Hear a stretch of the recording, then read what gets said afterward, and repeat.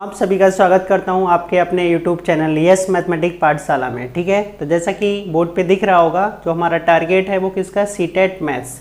क्या करना है, 30/30 मार्क्स लाने के लिए।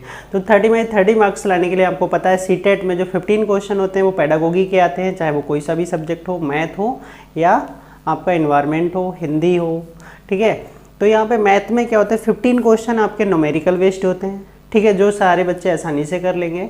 और जो 15 क्वेश्चन होते हैं वो पेडागोगी बेस्ड होते हैं। ठीक है, जो बोर्ड पे मैं कराऊंगा वो 15 क्वेश्चंस कराऊंगा जो आपके न्यूमेरिकल बेस्ड होते हैं।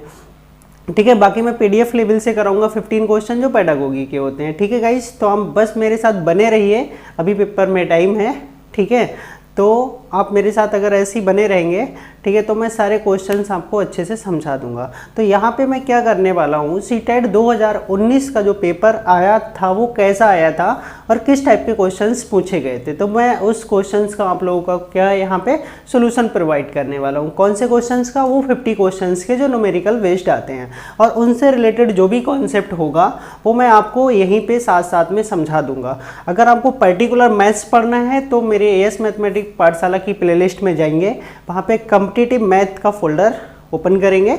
वहाँ पे शुरू से मैंने पढ़ाना स्टार्ट किया है नंबर सिस्टम से, तो अभी वहाँ पे नंबर सिस्टम चल रहा है। जिस किसी को प्रॉपरली मैथ पढ़ना है वो मेरे यूट्यूब चैनल पे प्लेलिस्ट को ओपन करेगा और कॉम्पिटिटिव मैथ, ठीक है, ओपन करने पे वहाँ से सारे मैथ्स के लेक्चर मिल जाएंगे। ठीक है गाइस, तो वहाँ पे आपको सारे मैथ्स के लेक्चर मिल जाएंगे। बट यहाँ पे मैं कैसे क्वेश्चंस पूछे जाते हैं, अब तक कैसे क्वेश्चन सीटेट में आए हैं और उन क्वेश्चंस को विद इन सेकेंड में कैसे करना है, वो सारी टिप्स यहाँ पे बताऊँगा। और मैथ्स की पेडागोगी की वीडियो अलग बनेगी हर बार, और ठीक है, न्यूमेरिकल बेस्ड वीडियो अलग बनेगी। तो गाइस बने रहिए मेरे साथ एंड तक। ओके, देखिए गाइस, तो ये जो फर्स्ट क्वेश्चन है न्यूमेरिकल बेस्ड, देखने में क्वेश्चन बहुत बड़ा लगता है, बट ये क्वेश्चन शॉर्ट ट्रिक से किए जाते हैं, विद इन सेकेंड्स में कैसे सॉल्व करना है। बट देखिए क्वेश्चन पूछा क्या गया है, एक स्कूल में जो आधे छात्र हैं वो क्या खेलते हैं गाइस, बैडमिंटन खेलते हैं। 1/4 छात्र क्या खेलते हैं, वॉलीबॉल खेलते हैं। 1/4 वॉलीबॉल खेलते हैं। ठीक है, 1/8 टेनिस खेलते हैं, 1/6 शतरंज खेलते हैं, और बाकी किसके लिए जाते हैं, तैराकी के लिए जाते हैं। ठीक है, यदि वॉलीबॉल खेलने वाले छात्रों की संख्या कितनी है, यदि वॉलीबॉल खेलने वाले छात्रों की संख्या कितनी है गाइज, 1/160 है। यहाँ पे इन्होंने क्या बोला, जो वॉलीबॉल खेलते हैं वो कितने हैं, 160 है। तो शतरंज खेलने वाले कितने होंगे, ये आपसे पूछा गया। तो गाइज ऐसे क्वेश्चंस को करते समय एक चीज ध्यान रखना है, आप सब कुछ एक साथ हल करना स्टार्ट नहीं कर देंगे। आप बस ये फोकस करिए कि आपको क्या दिया है और क्या पूछा गया है। आपको दिया ये है कि जो वॉलीबॉल खेलने वाले हैं वो 160 है। ठीक है, और वो कुल संख्या का कितना है, 1/4 है। कुल संख्या का कितना, 1/4 है। मान लेते हैं, देखो कैसे करते हैं, कुल छात्र मान लो, ठीक है, कुल छात्र, पूरा नहीं लिखना है हिंदी, कुल छात्र मान लिए x।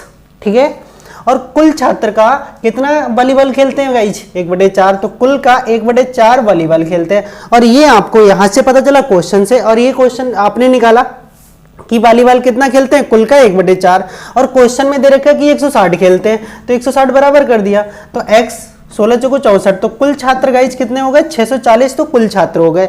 अब कुल छात्रों का क्या पूछा गया, शतरंज कितने खेलते हैं, तो शतरंज वाला देख लीजिए बेटा, शतरंज कितना खेलता है, 1/6 खेलता है। तो शतरंज की अगर संख्या निकालनी है आपको तो क्या करोगे, वहां पे बिल्कुल थ्योरी नहीं निकली है, तो जो ये लिखा हुआ है इसका क्या कर देना, कितना दे रखा था, कुल कितना है 640, और जो शतरंज वाले हैं वो कितना है 1/16, तो 16 से काट देंगे, 16 4 जा, तो आंसर कितना आ जाएगा 40 छात्र। ठीक है, क्लियर गाइज। तो आपको किस तरह से करना है, सबसे पहले क्वेश्चंस में आपको देखना है कि दिया क्या है। दिया है आपको छात्रों की संख्या किसकी दी है, 160, वो है वॉलीबॉल खेलने वालों की। और वॉलीबॉल कुल छात्रों का कितना छात्र खेल रहे हैं, 1/4, तो कुल छात्र हमने मान लिए x का 1/4 क्या खेलना है, वॉलीबॉल खेलना है, तो x का 1/4 यहां से निकाला, और यहाँ क्वेश्चन में दे रखा 160, तो दोनों को बराबर कर दिया। x मतलब कुल छात्र कितने आ गए, 640 आ गए। अब जो 640 कुल छात्र है उनका 1/16 क्या खेलता है, शतरंज खेलता है, तो 1/16 उनका निकाल दिया, शतरंज कितना आ गया, 40 छात्र आ गए। ठीक है, तो आपको क्वेश्चन करना है, पता चला आपने सबको x माना, फिर इनकी संख्या, फिर तैराक निकाला, तैराकी की जरूरत ही नहीं है यहाँ पे, तो जिसकी जरूरत है सिर्फ आपको वो अप्लाई करना है। ठीक है गाइस, नेक्स्ट क्वेश्चन देखिए। देखिए गाइस, यहाँ पे मैंने 2 क्वेश्चन लिखे हैं सेकेंड एंड थर्ड। पहले सेकेंड क्वेश्चन देख लिया, how many quarters are there in 18 mix 3/4। ठीक है, तो 18 सही 3/4 में कितने चतुर्थांश होंगे। आपको पता है अगर मैं इस तरह से कोई बना लूँ तो 1 2 3 और 4, तो इस कितने चतुर्थांश होते हैं, 4 होते हैं। ठीक है, किसी भी चीज़ का अगर हम चौथा पार्ट निकालें तो कितना हो गया, 1/4 हो गया। तो एक चतुर्थांश जो होता है वो किसके बराबर होता है गाइज, 1/4 के बराबर होता है। ठीक है, तो आपको करना क्या है इस क्वेश्चन में, ये करना है कि 18 से ही 3/4 में कितने चतुर्थांश होंगे।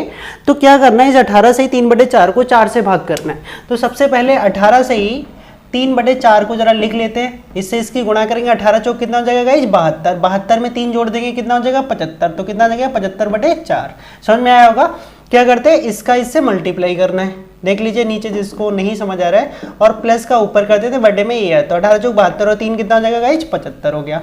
अब ये 75/4 में कितने चतुर्थांश होंगे, तो इसमें हमें क्या निकालना, चतुर्थांश की अगर संख्या निकाले तो सिर्फ करना क्या है गाइज आपके लिए, इस 75 से ही 75/4 को 1/4 से भाग करना है। एक चीज़ और समझ लीजिएगा जिसको समझ नहीं आ रहा है, A/B और C/ अगर यहाँ पे D लिखा हुआ है तो ऊपर वाला तो ऐसे ही रहना है, नीचे वाला उल्टा हो जाना है। ठीक है गाइज, तो ऐसे ही यहाँ पे करेंगे, ऊपर वाला तो सेम ऐसे ही रहेगा और नीचे वाला उल्टा हो जाएगा। तो काट देंगे, कितना आ गया, 75। तो समझ में आया होगा गाइज। तो 18 से 3/4 को कैसा लिख लेंगे, 75/4। अब कितने चतुर्थांश होंगे, ठीक है, एक चतुर्थांश की वैल्यू कितनी होती है, 1/4। तो 75/4 में कितने होंगे, 1/4 से क्या कर लिया, डिवाइड कर लिया। तो 4 नीचे वाला उल्टा हो जाता है, उल्टा कर लिया, 4 से 4 कट गया। कितने चतुर्थांश होंगे गाइस, 75 होंगे। तो फर्स्ट ऑप्शन आपका क्या हो जाएगा, करेक्ट हो जाएगा। ठीक है गाइज, इस तरह से क्वेश्चन को सॉल्व करेंगे। नेक्स्ट क्वेश्चन देखिए, नेक्स्ट क्वेश्चन में आपसे पूछा गया है, ये जो आपके सामने लिखा हुआ देखिए कि अंक 2 3 4 6 7 8 को निम्नलिखित रिक्त स्थानों में व्यवस्थित किया गया है। मतलब यहाँ पे 1 2 3 यहाँ संख्याएं लिखनी, 3 संख्याएं यहाँ लिखनी है। टोटल आपके पास 6 संख्याएं हैं, 1 2 3 4 6 7 और 8। ये 6 संख्याएं ऐसे फिल करनी है कि सबसे बड़ा नंबर, इनको जब हम जोड़ें तो वो सबसे बड़ा नंबर निकल के आए। तो आपको पता है अगर मैं यहाँ पे 2 3 अगर 4 लिख दूं तो आपसे कहा जाए कि सबसे बड़ा अंक क्या बन सकता है, तो सबसे बड़ी संख्या सबसे पहले लिखनी होगी। और पूछा जाए सबसे छोटा क्या बनेगा, तो सबसे छोटी, फिर उससे बड़ी संख्या लिखो। ठीक है, तो यहाँ पे भी देखिए, यहाँ सबसे बड़ी संख्या क्या है गाइज, यहाँ सबसे बड़ी संख्या है 8। तो यहाँ पे क्या कर लेना, 8 लिख लेना है। बट अगर एक ही लाइन में लिखना होता तब तो हम इससे छोटा लिखते, बट हमें 2 लाइनों में बनाना है। तो फिर जो सेकंड सबसे बड़ा नंबर होगा वो नीचे लिखना होगा। सेकंड सबसे बड़ा नंबर क्या है, 7, तो वो यहाँ लिख लो। अब 7 से जस्ट छोटा नंबर कौन सा है, थर्ड सबसे बड़ा कितना है, 6, तो वो ऊपर लिख लिया। फिर उसके बाद उससे बड़ा कौन सा, 4, तो 4 नीचे लिख लो। फिर कौन सा आएगा गाइस, 3 आएगा। फिर कितना आएगा, 2। तो एक चीज इसमें यही ध्यान रखना है आपके लिए कि लगातार ये नहीं करना कि सबसे बड़ी संख्या ऊपर लिख दी फिर उससे छोटी नीचे लिख दी, फिर आंसर आपका गलत हो सकता है। ठीक है गाइस, तो इनको ऐड करोगे तो ये कितना हो जाएगा, 5 हो जाएगा। ठीक है, और ये 4 और 6 कितना हो जाएगा, 10, और ये 8 और 7 15, और 1 कितना हो गया, 16। तो देख लीजिए गाइस, सबसे बड़ा आंसर आपका क्या निकल गया, 1605। तो किस तरह से करना है, सबसे बड़ा पहले, फिर उसके नीचे उससे छोटा जस्ट, फिर उससे छोटा, फिर उससे छोटा, क्रम से लिखते रहोगे। एक बार में नहीं लिखना है, अगर एक बार में लिखोगे तो आपका आंसर गलत, देखो कैसे हो सकता है।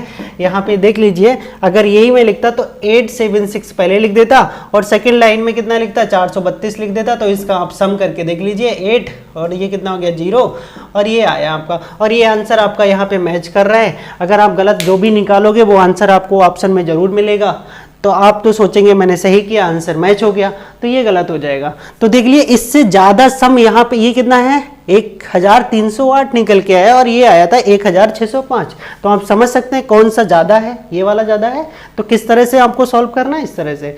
और इसी पैटर्न के क्वेश्चन आते हैं, सेम तो नहीं आएगा बट पैटर्न यही होगा क्वेश्चंस के आने का। तो गाइज बस लगे रहिए मेरे साथ। देखिए गाइज, क्वेश्चन नंबर 4 आपके सामने है। 50 में एक पूर्ण संख्या जोड़ी जाती है। पूर्ण संख्या का मतलब ऐसा है, इंटीजर्स नहीं, इंटीजर्स है। ठीक है, मतलब एक कोई पर्टिकुलर संख्या जोड़ दी जाती है और फिर वही संख्या क्या होता है, 50 में से घटा दी जाती है। अब जो दोनों संख्याएं प्राप्त हुई हैं उन दोनों का जोड़ क्या होगा। ठीक है, देखिए गाइज, ये 50 तो आपके सामने दे रखा है। तो पहले हमने 50 में क्या किया, कोई पर्टिकुलर एक संख्या जोड़ दी। ठीक है, मान लिया वो संख्या क्या है, x है। आपको इतने ही शॉर्ट में पेपर में भी करना है। दूसरी बार में क्या बोला, 50 में से वही संख्या क्या करनी है, घटा देनी है। तो 50 में वही घटा देनी। तो पहले जोड़ने पे हमें क्या मिला था, 50 प्लस एक्स, और घटाने पे हमें क्या प्राप्त हुआ, 50 माइनस एक्स। अब जो दोनों संख्या मिली है, इन दोनों का जोड़ कितना होगा, देखो एक प्लस एक्स और एक माइनस एक्स, ये कट जाएंगे, 50 और 50 कितना हो जाएगा गाइज, 100 हो जाएगा, और 100 आपका करेक्ट ऑप्शन हो जाएगा। ठीक है गाइज, नेक्स्ट क्वेश्चन देखिए जो आपके सामने नीचे लिखा है, इसमें आपसे असेंडिंग और डिसेंडिंग पूछा गया है। असेंडिंग का मतलब होता है गाइज बढ़ते हुए क्रम में 1 2 3 4, और डिसेंडिंग का मतलब होता है घटते हुए क्रम में, जैसे 5 4 3 2 1। ठीक है, तो यहाँ पे आपसे अवरोही पूछा गया है। अवरोही का मतलब होता है डिसेंडिंग ऑर्डर। क्या होता है guys, descending order, descending order. अब डिसेंडिंग ऑर्डर की अगर बात करोगे तो डिसेंडिंग में क्या होता है, सबसे बड़ा नंबर सबसे पहले लिखना होता है। तो गाइज मैं अभी जो 6 नंबर दे रखे हैं उन सभी 6 नंबर्स को यहाँ लिख लेता हूँ, आपको खुद समझ में आ जाएगा। अब देखो पहला नंबर मैं यहाँ लिखता हूँ, तभी आपको क्लियर समझाना है, क्योंकि इसमें क्या है, गलती होने के चांस बहुत ज़्यादा है, इसीलिए ये क्वेश्चन सिर्फ दिया गया है। जो भी क्वेश्चंस हैं वो सब आपके सामने मैं लिख लेता हूँ, जितनी भी संख्याएं हैं। ठीक है, और लास्ट संख्या है 0.355। अब ये 6 संख्याएं 1 2 3 4 5 6। अब आपको क्या लिखना है गाइज, डिसेंडिंग ऑर्डर में लिखना है। डिसेंडिंग ऑर्डर में क्या होता है, सबसे बड़ा नंबर पहले लिखना है। तो आप देख लीजिए पॉइंट से पहले ये 30 है, 3 है, 3 है, 3 है, 3 है, और ये 0 है। तो सबसे बड़ा कौन सा होगा, जिसमें 30 है। तो सबसे बड़ा तो यही नंबर हो गया 0.05। ठीक है, अब 30 के बाद देखिए, 30 के बाद देखना क्या करते हैं गाइज, अब वो नंबर देखना है, पॉइंट के बाद 30 हो गया, अब इसमें पॉइंट 333। अब ये 4 नंबर देखो, इसको हटा देता हूं अभी, तो सही से लिखता हूं। ये कितना था, 0.355। ठीक है गाइज, अब 30 वाला तो पहले नंबर पे आ गया, सबसे बड़ा है। अब ये 4 नंबर पे, ये देखिए इन चारों में क्या है, 3 3 3 3 दिख रहा है। अभी हम नहीं बता सकते सबसे बड़ा कौन सा होगा। अब पहले नंबर से क्लियर नहीं हुआ तो जस्ट सेकंड नंबर से चेक करेंगे। तो सेकंड नंबर में आप देखो पॉइंट के बाद दूसरा नंबर यहाँ 5 है, बाकी सब में तीनों में क्या है, 0 है। और ये वाला तो वैसे ही छोटा हो गया सबसे, क्योंकि इसमें 3 3 सब में थे और इसमें 0 था। तो जो कंपैरिजन हो रही है वो 4 में हो रही है। अब 4 में पहला नंबर सब में सेम मिल गया, तो अभी भी नहीं बता सकते कौन सा है। फिर सेकंड नंबर चेक करेंगे, तो सेकंड नंबर में गाइस देख लीजिए यहाँ 5 है, बाकी तीनों में क्या है, 0 है। तो 5 वाला नंबर जो होगा वो इसके बाद आ जाएगा। ठीक है गाइज, तो अब ये 2 नंबर ऊपर के हैं, ये तो पहली और दूसरी पोजीशन ले चुके हैं। अब इन 3 में देखना है। अब इन 3 में देखने के लिए गाइज क्या करोगे आप, 3 नंबर फिर से सेम है, नहीं पता है। फिर आगे का नंबर देखो पॉइंट के बाद, फिर वो भी सेम है, अभी भी नहीं पता चलेगा। फिर उसके बाद जैसे यहाँ पे सब में 3 3 लिखे हैं, इसमें 2 लिखे हैं, तो अपने आप तीसरा अंक 0 पीछे से बढ़ा सकते हो। पॉइंट के बाद में 0 कितना भी लगा दो संख्या के, बट पहले नहीं लगा सकते। अब यहाँ देखो पहला नंबर भी तीनों में सेम था गाइज, ठीक है, दूसरा नंबर भी दोनों में सेम है, फिर तीसरा नंबर यहाँ 5 और यहाँ 5 है, और इसमें 0, तो ये तो छोटा हो गया।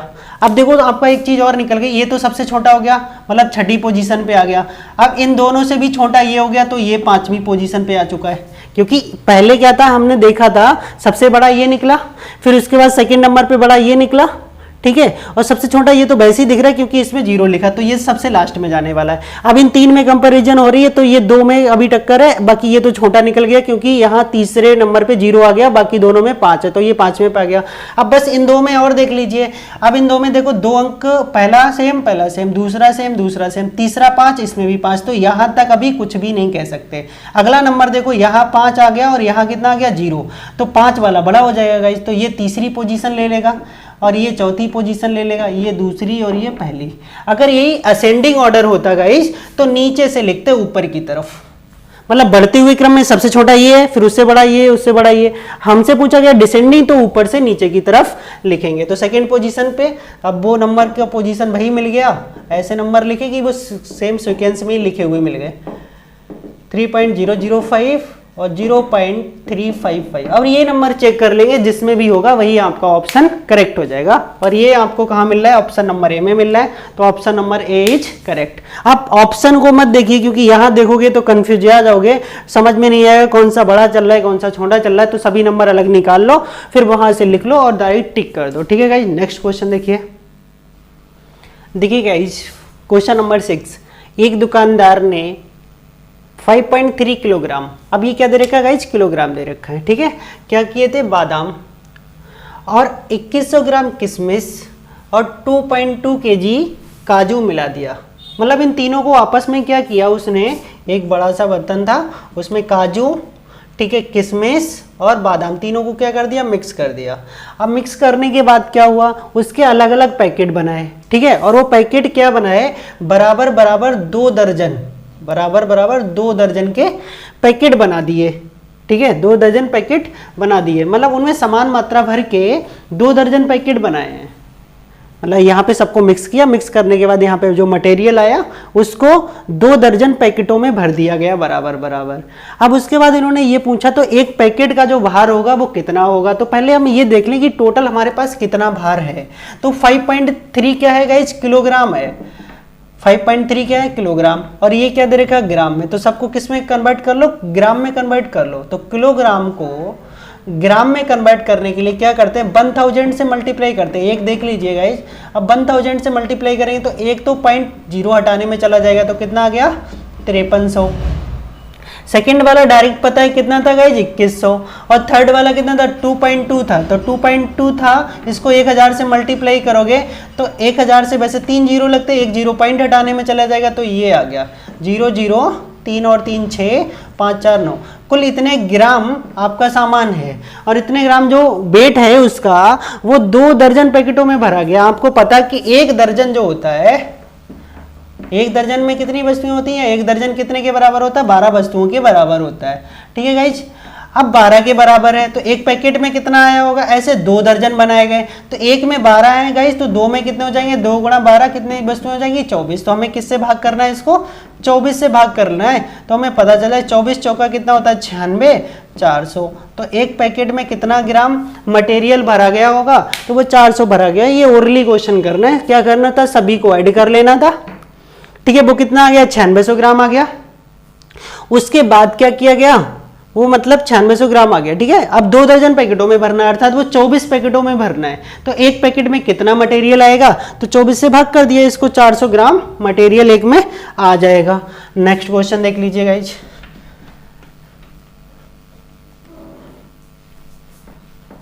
नेक्स्ट क्वेश्चन में आपसे पूछा गया है, एक बीकर के 3/7 भाग में पानी भरा है। मतलब जो क्या था, एक बीकर था, एक बीकर के 3/7 भाग, मतलब ये बीकर है और बीकर का जो 3/7 भाग है ये, इसमें पानी भरा हुआ है, ठीक है गाइज। बीकर को ऊपर तक भरने के लिए, मतलब जो बचा हुआ पोर्शन है ये वाला जो बचा हुआ पोर्शन है, इसको ऊपर तक भरने के लिए कितने लीटर पानी और चाहिए, 16 लीटर पानी और चाहिए। अगर मिल जाए तो ये वाला पोर्शन भी क्या होगा गाइज, भर जाएगा। तो इस वाले पोर्शन को भरने के लिए कितना पानी चाहिए, 16 लीटर चाहिए। तो हम पहले पता कर लें ऊपर वाला जो भाग है वो है कितना, उसके बाद में पता चल जाएगा। तो टोटल मान लो यहाँ पे चाहे तो 1 लीटर मान लो, या हम x ले लेते हैं, ठीक है गाइज। टोटल कितना है इसके अंदर पानी, मतलब कुल जो मान लेते हैं इसकी धारिता या कैपेसिटी, ठीक है गाइज। इसकी जो कैपेसिटी है वो कितनी है, x लीटर है। कैपेसिटी टोटल मान लिया x लीटर। अब x का कितना पार्ट भरा हुआ है, इतना पार्ट भरा हुआ है, तो ये माइनस कर दो तो पता चल जाएगा कि खाली पार्ट कितना है। यहां से ये करने से क्या निकाल लेंगे, खाली पोर्शन निकाल लेंगे, ठीक है, खाली भाग। तो यहां से कितना जाएगा 7x, x की 7 से गुणा करेंगे, 7x, 3 घटा देंगे, कितना बचेगा 4x/7। तो ये भाग हमारी तरफ से खाली होके निकल के आया। बट क्वेश्चन में आया था कि ये 16 लीटर पानी कम है भरने के लिए। तो ये दोनों चीजें क्या हैं गाइज, 4x/7 ये खाली है, और ये खाली भरने के लिए कितने लीटर चाहिए, 16 लीटर, अर्थात दोनों की वैल्यू क्या हो गई, बराबर हो गई। तो यहाँ 4 चौक कितना हो गया 16, और x बराबर 7 चौक 28 लीटर आपका पानी आ गया। तो टोटल जो कैपेसिटी है आपके उसकी बर्तन की वो या बीकर की वो कितनी है, 28 लीटर। तो ये कैसे निकाला, सबसे पहले हमें ये भाग दे रखा था 3/7 भरा हुआ है। तो टोटल हमने मान लिया कि x लीटर है, x लीटर में कितना 3/7 लीटर भरा हुआ है, तो वो भी x उसी का भाग कर लिया, माइनस कर लिया, तो इतना भाग खाली है। और क्वेश्चन के अकॉर्डिंग अभी बोला गया 16 लीटर खाली है, तो दोनों को बराबर कर दिया, x की वैल्यू निकाल ली, ठीक है गाइज। उम्मीद करता हूँ समझ में आया होगा। नया क्वेश्चन देखिए गाइज, काफी इंटरेस्टेड क्वेश्चन। आशा घर के खर्च में से कुछ रकम क्या करती है, बचाकर एक मोबाइल फ़ोन क्या होती है, खरीदना चाहती है। जैसे उसकी कोई भी इनकम होगी उनमें से कुछ थोड़ा थोड़ा बचा के वो क्या करती है, एक मोबाइल खरीदना चाहती है। प्रत्येक सप्ताह वह सोमवार को मतलब मंडे, ठीक है, मंडे को क्या करती है, 50 रुपये बचाती है। ठीक है, बुधवार वेडनेसडे को क्या करती है, 100 रुपये बचाती है। ठीक है, तथा शुक्रवार फ्राइडे को क्या करती है, 80 रुपये बचाती है। तो कुल इस हिसाब से कितने रुपए बचा लिए, 0। ठीक है, 8 5 13, 230 रुपये बचा लिए उसने। ठीक है गाइज। अब तथा रविवार को इनमें से 60 रुपये खत्म कर देती है, रविवार को इनमें से 60 रुपये खत्म कर देती है। अब रविवार को क्या हुआ, संडे को तुम्हारे पास संडे से पहले 230 रुपये हो गए थे, अब इनमें से 60 रुपये खत्म कर दिए तो कितने रुपए बचे, 170 रुपये। अर्थात जो ये 170 बचे वो उसके एक सप्ताह की बचत है, एक सप्ताह की बचत। ठीक है, अब एक सप्ताह में वो कितने रुपए बचा पाती है गाइज, 170 रुपये बचाती है। ये समझ में आया, ये आपको इतना लिखने की जरूरत नहीं, बस खाली रुपए ऐड करो, 230 हो गए। 3 दिन में उसने बचत की थी, चौथे दिन उसने क्या करे, 60 रुपये खत्म कर दिए, तो कुल मिला के एक सप्ताह में 170 रुपये बचा पाई। अब कुल फोन कितने रुपए का है, 5950। फोन जो है वो 5950 का है। एक सप्ताह में कितने रुपए, आप सिंपली समझिए, आपकी अगर एक दिन की कमाई 50 रुपए है, अगर आपको 250 रुपये इकट्ठे करने हैं तो क्या करेंगे, 250 रुपये को 50 से भाग कर दो, 25 कट गया, तो 5 दिन में आप क्या करेंगे, 250 रुपये इकट्ठे कर लेंगे। तो ऐसे ही आपको ये पता कि फोन कितने का है, इतने रुपए का है, एक सप्ताह में कितने रुपए बचाते हैं, इतने। तो इससे क्या कर देना, सिंपली डिवाइड कर लेना, एक जीरो से एक जीरो कट जाएगा। ठीक है, 17 तिया कितना होता है, 51, कितना बचेगा 8, और यहाँ पे 5, तो 17 पाना कितना हो गया, 85। तो कितने सप्ताह लगेंगे गाइज, 35 सप्ताह लगेंगे उसके लिए। बस आपका ये आंसर हो जाएगा। समझ में आया होगा, क्या करना है, सारे रुपए एक सप्ते की पहले बचत निकाल लो और कुल रुपए को एक सप्ते से क्या कर दो, डिवाइड कर दो, सप्तों की संख्या आ जाएगी आपके सामने। अगला और भी इंटरेस्टेड क्वेश्चन है, उसको जरा ध्यान से देखिए। उसमें क्या दिया है, मैं कौन सी संख्या हूं, ये तो आपसे पूछा गया है। मैं 2 अंकों की सम संख्या हूं। अब 2 अंकों की सम संख्याएं बहुत सारी होती हैं। उसके बाद बोला मैं 3 4 6 का सार्वगुणज हूं। सार्वगुणज का मतलब होता है कॉमन मल्टीपल, अर्थात मल्टीपल का मतलब वो उनसे कट जाए, मतलब ऐसी संख्या जो 3 से भी कटेगी, 4 से भी कटेगी और 6 से भी कटेगी। ठीक है, मेरे कुल 9 गुणनखंड है, मतलब उस संख्या के जो कुल गुणनखंड है वो कितने हैं, कितने गुणनखंड है गाइस, 9 गुणनखंड है। तो अभी पहले ये देख लो कौन कौन सा ऑप्शन आप यहाँ पे कट कर सकते हो, मतलब इन सब से कटना चाहिए। तो 3 से 56 कटेगा, नहीं कटेगा। 6 से 56 कटेगा, नहीं कटेगा। तो एक ऑप्शन तो आपने यहीं पे गलत कर दिया कि 56 तो नहीं हो सकता। अब 24 भी हो सकता है, 36 भी हो सकता है, 48 भी हो सकता है। तो सबसे पहले क्या करना है, जो 3 4 और 6 है इनका लासा ले लीजिए। जब इनका लासा लोगे, क्योंकि इनका कॉमन मल्टीपल है, एलसीएम क्या होता है गाइज, लीस्ट कॉमन मल्टीपल। इसका मतलब क्या होता है, एलसीएम, लीस्ट मतलब सबसे छोटा, और ये क्या होता है, कॉमन। ठीक है, और इसका मतलब होता है मल्टीपल। मल्टीपल का मतलब गुणज, तो लीस्ट कॉमन मल्टीपल। समझ में आया होगा। अब 3 का लेंगे, 3 से कट करेंगे तो यहाँ पे 1 आ जाएगा, और ये 3 से नहीं कटेगा, 2 आ गया। तो एक बार 2 से काट लो तो यहाँ पे 2 आ जाएगा, 1 आ जाएगा, फिर 2 से काटा तो यहाँ पे कितना आ गया, 3। ठीक है, 3 एकम, तो यहाँ कितना आ गया, 3, और ये कितना आ गया, 2, और ये 2। इनका एलसीएम कितना आ गया गाइज, 12 आ गया। ठीक है, अब देखो 12 से तो अभी सभी संख्याएं कट रही हैं, तो अभी तो सारी कंडीशन सेटिस्फाई हो रही हैं। बट अब आपको क्या करना पड़ेगा, ऑप्शन से ही जाना पड़ेगा, बिना ऑप्शन के आप इसको सॉल्व नहीं कर सकते। तो अब ऑप्शन से देखो कैसे करना है। अगर डायरेक्ट आंसर मिलता है एक तो हम लगा देते हैं, हम चलो किसी और 36 के साथ चले जाते हैं। तो 36 पहले कंडीशंस देखो, कौन सी संख्या हूं ये तो हटा दो, मैं 2 अंकों की सम संख्या हूं, तो 2 अंक है और सम भी है। ठीक है, 3 4 6 का सार्वगुणज है, 3 से भी कट रही, 6 से भी कट रही, 4 से भी कट रही, तो सेकंड कंडीशन भी सेटिस्फाई हो गई। अब थर्ड कंडीशन और सेटिस्फाई हो जाए कि इसके गुणनखंड 9 निकल के आ जाए, तो ये सही हो जाएगा। तो गुणनखंड कैसे निकालते हैं, 2 तरीके से बताऊंगा मैं। पहले तो एक सिंपल देख लो, 36 3 से काट दो इसे, 12 आ जाएगा, फिर 3 से काट दिया 4 आ गया, फिर 2 से काटेंगे, फिर 2 से काटेंगे। तो ये क्या होते हैं, ये जो निकल के आते हैं बेटा ये गुणनखंड नहीं होते, ये अभाज्य गुणनखंड होते हैं, ये चीज ध्यान रखना। मतलब कौन से फैक्टर होते हैं, गुणनखंड का मतलब फैक्टर, और फैक्टर जो है वो ये सिंपली फैक्टर नहीं है, ये जो इसके हैं प्राइम फैक्टर। और प्राइम फैक्टर से फैक्टर कैसे निकालते हैं, देखो 3 से कितनी बार कटा गाइस, 2 बार कटा है। 3 से कितनी बार, मतलब 3 की पावर 2 हो गया, यहाँ कितना हो गया 2 की पावर 2 हो गया। तो जितनी पावर है ना गाइस उससे एक बढ़ा के लिखते हैं, यहाँ 2 पावर थी तो हमने 3 लिख दिया, यहाँ भी पावर कितनी थी 2 तो हमने एक बढ़ा के लिख दिया 3, तो कितने हो गए 9 गुणनखंड हो गए। और इसको मैं क्लियर करके दिखाऊं कि 9 गुणनखंड कैसे होते हैं, ये 9 संख्याओं से कैसे कटेगी। तो 1 की 36 के साथ गुणा करेंगे 36 हो जाएगी, 2 की 18 के साथ करेंगे हो जाएगी 36, 3 की 12 के साथ करनी है, 4 की 9 के साथ करनी है, 5 से 36 कटता नहीं, और 6 की गुणा 6 के साथ करेंगे तो कितनी हो जाएगी 36 हो जाएगी गाइज। अब आप देख लीजिए, अब जैसी पास के नंबर आ जाते हैं फिर हमें करने की कोई जरूरत नहीं होती है। तो नीचे से ऊपर की तरफ चले जाएं, देखो 1 2 3 4 6, और 6 दो बार नहीं लिखना है, एक ही संख्या तो है, 12 18 और 36। आप गिन के देख लीजिए 9 नंबर ही होंगे, 1 2 3 4 5 6 7 8 9, ये 9 ऐसी, ये 9 इसके क्या है गुणनखंड है, जो 36 है वो इन 9 संख्याओं से कटेगी। तो आप इस तरह से भी निकाल सकते हो, या जो भी पावर है उससे एक ज्यादा लिख के गुणा कर दो।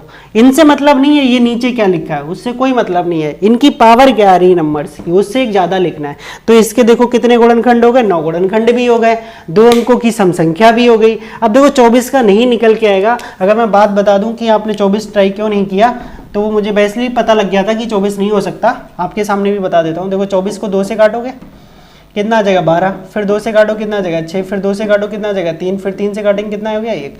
अब यहाँ 2 की पावर कितना है 3, और 3 की पावर 1, यहाँ पे 2 की पावर 3 है तो हम 4 लिख लेंगे, यहाँ 1 कितना 2, तो इसके कितने गुणनखंड हुए गाइस 8 हुए। ऐसे 36 के भी नहीं होंगे, तो इसलिए इनको, सॉरी 36 के हो गए, 48 के भी नहीं होंगे, तो इसलिए ये क्या हो जाएंगे, गलत हो जाएंगे, क्योंकि इनके गुणनखंडों की संख्या 9 नहीं हो रही है। ओके गाइज, नेक्स्ट क्वेश्चन देखिए। देखिए क्वेश्चन इस टाइप से पूछा गया है, एक वर्ग की भुजा 10 सेंटीमीटर है। हम पता है वर्ग क्या होता है, वर्ग ऐसा होता है जिसकी चारों भुजाएं क्या होती हैं, समान होती हैं।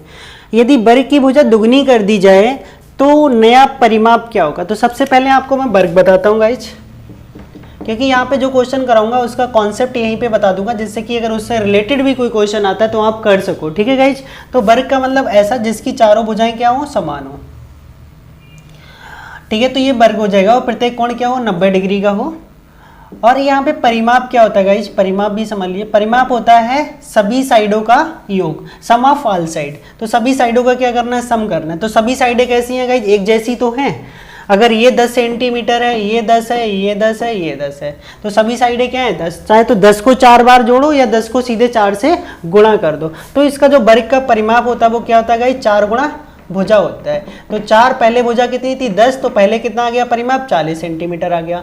अब अगर नए परिमाप की बात करें गाइज, नए परिमाप की बात करें तो नया परिमाप आप यहाँ से देखो, अब भुजा क्या हो गई, दुगनी हो गई। पहले 10 थी, अब भुजा कितनी हो गई गाइज 20 हो गई। तो नया परिमाप कितना आ गया, 80 आ गया है। ठीक है, नया परिमाप कितना आ गया, 80 आ गया।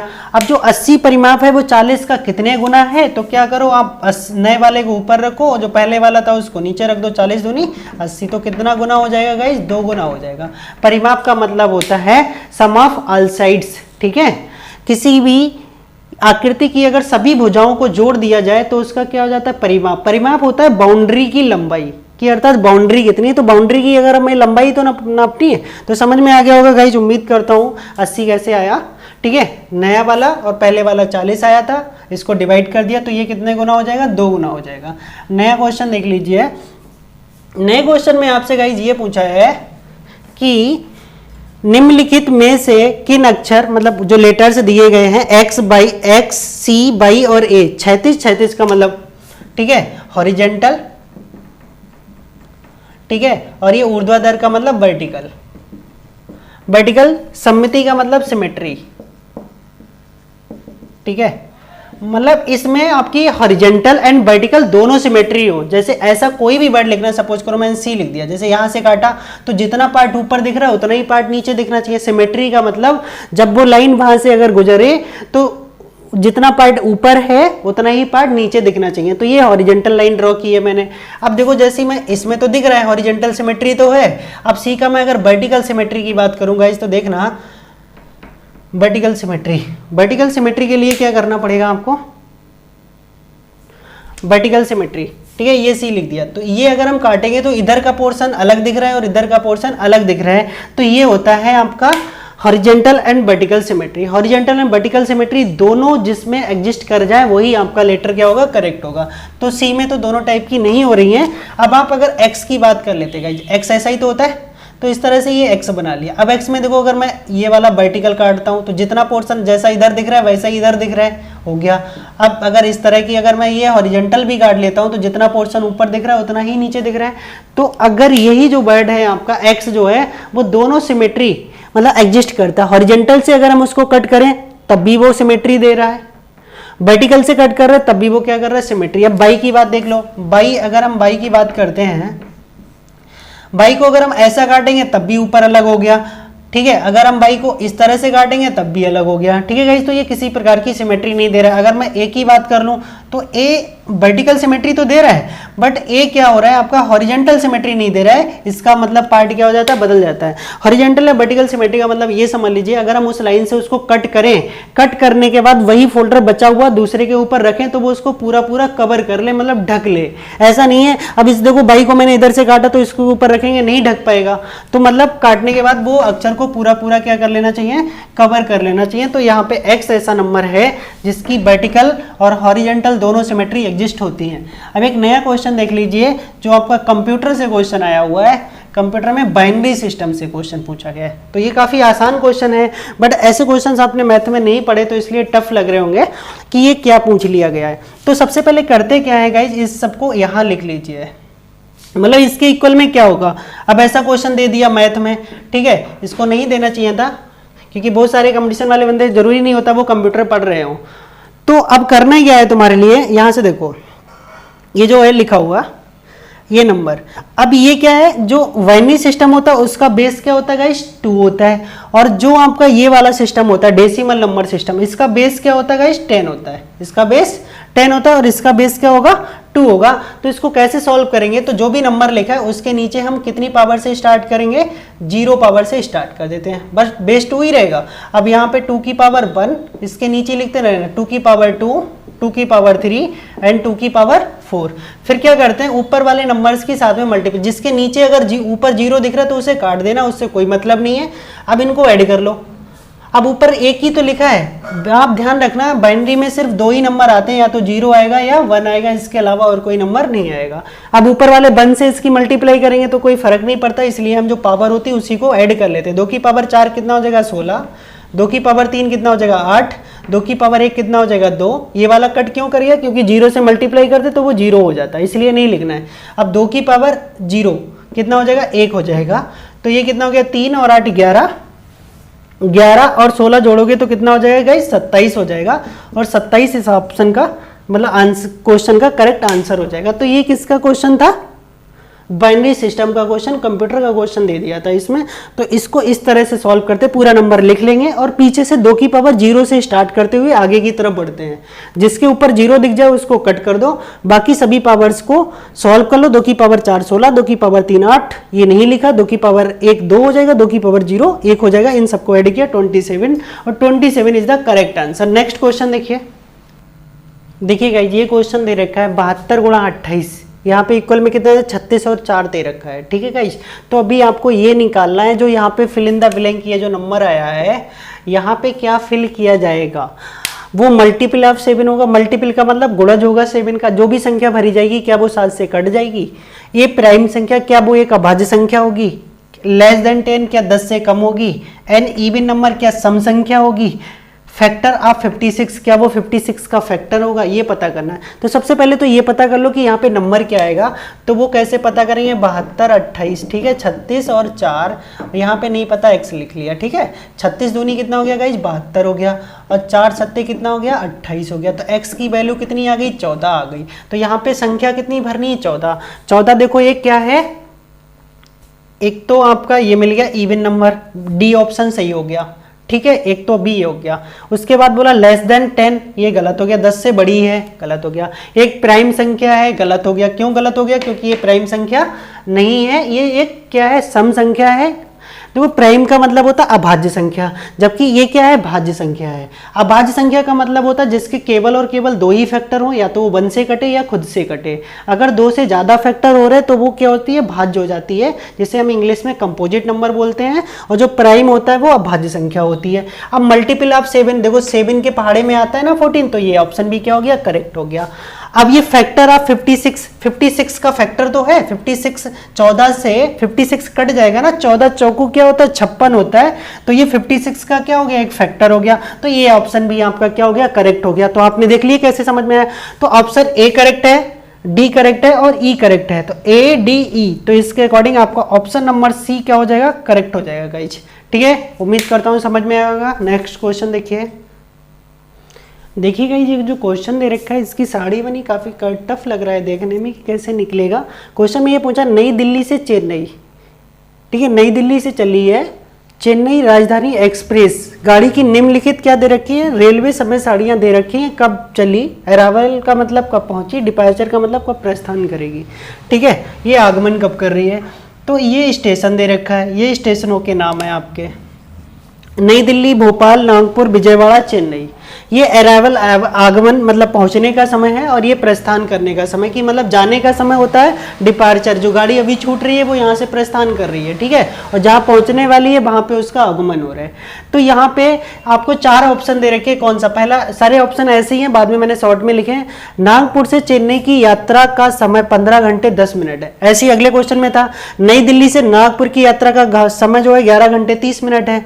भोपाल से चेन्नई का जो समय है 21 घंटा 40 मिनट है। भोपाल से विजयवाड़ा का समय 13 घंटे कितना 10 मिनट है। तो यहाँ से आपको चेक करना है। तो मैं पहले ऑप्शन के साथ ही जाता हूँ, ऑप्शन नंबर ए से बात करता हूँ। तो ऑप्शन नंबर अगर मैं ए में देख लूँ तो इन्होंने बोला है नागपुर से चेन्नई, नागपुर से चली है और कहाँ चली है, चेन्नई। तो ये नागपुर है, नागपुर से डिपार्चर कितने बजे निकली, ये निकलने का समय होता है भाई। और उसके बाद चेन्नई गई है, तो चेन्नई ये हो गया आपका। और चेन्नई में कितने बजे प्रस्थान की है, इस पे प्रस्थान की है। तो सिंपली आप इन दोनों के बीच का अंतर देखते हैं। तो हमें क्या करना है, 20:45 से, मतलब यहाँ इतने बजे निकली थी और इस टाइम पहुँच गई थी, तो 20:45 से आपको क्या करना है, 5:35 को माइनस कर देना। तो यहाँ कितना बचेगा, 10। और यहाँ पे भी देखो आंसर आ चुका है, और ये ऑप्शन आपका मैच कर गया। तो फिर दूसरे ऑप्शन की जरूरत नहीं है, बट आपका ये लक है कि आपने पहला चेक किया, पहले ही आ गया। दूसरा चेक करते हो सकता, दूसरा पहला नहीं आता तो दूसरा चेक कर लेते, इसमें ज़्यादा टाइम नहीं लगने वाला है। बस जहां से पहुंच रहा है वो वाले टाइम से जिस समय निकली थी वो माइनस कर दो, जो भी आंसर मैच करता है वही आपका करेक्ट ऑप्शन हो जाएगा। ठीक है गाइज, तो उम्मीद करता हूँ ये क्वेश्चन आपको समझ में आए होंगे।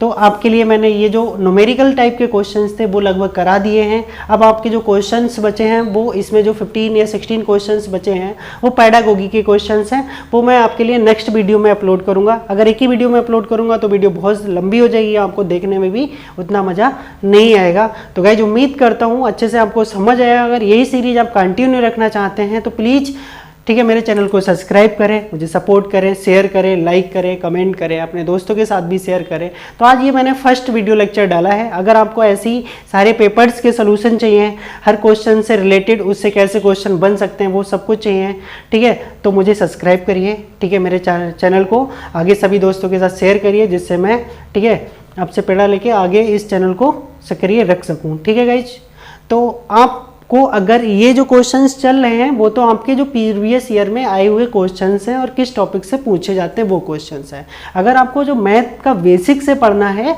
तो मेरे चैनल पे जाएंगे, यस मैथमेटिक पाठशाला, वहाँ पे कंपटीशन या कॉम्पिटिटिव मैथ की फोल्डर ओपन करने के बाद वहाँ पे नंबर सिस्टम से आप पढ़ना स्टार्ट करिए। तो वहाँ पे प्रॉपरली मैथ को समझाया गया है। यहाँ पे क्या है, जो क्वेश्चन आएगा उससे संबंधित मैं उसका कॉन्सेप्ट बता दूंगा कि वो क्वेश्चन कैसे सॉल्व करते हैं। ठीक है, बट वहाँ पे प्रॉपरली मैथ पढ़ाया गया है पूरा, और यहाँ पे मैं आपके लिए प्रीवियस ईयर के आए हुए क्वेश्चंस को कैसे सॉल्व करना वो समझा रहा हूँ, उससे रिलेटेड कैसे क्वेश्चंस को आपको पेपर में अटेम्प्ट करना है विदिन सेकेंड।